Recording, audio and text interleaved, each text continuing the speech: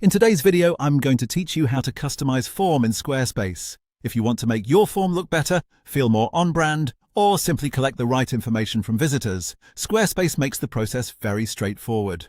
In this walkthrough, I'll show you exactly where to click and what each section does, so you can confidently customize your form without getting overwhelmed. To get started, open your Squarespace site and go to your website area, then click Edit.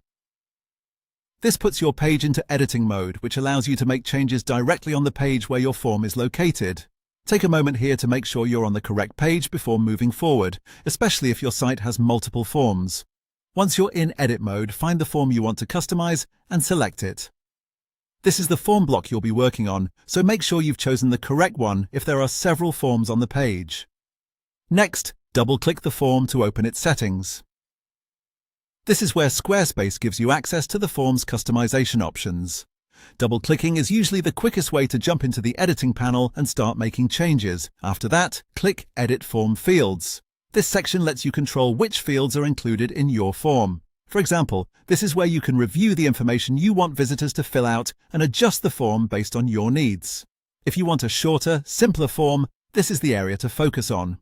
If you need to collect more detailed responses, you can also refine the included fields here. The key is to keep your form clear and relevant so it's easier for visitors to complete. Once you're done with the form fields, go to the Design tab. This is where you can change the overall look and style of the form. Depending on your site design, you may want to adjust the appearance so the form matches the rest of your branding. This helps create a more polished and consistent experience for anyone visiting your website. You can also open the Animation tab if you want to add animations to the form. This is a nice extra touch if you want the form to feel a little more dynamic as users interact with the page. Just be sure to keep animations subtle so they enhance the design without becoming distracting. And there you go. That's how to customize a form in Squarespace.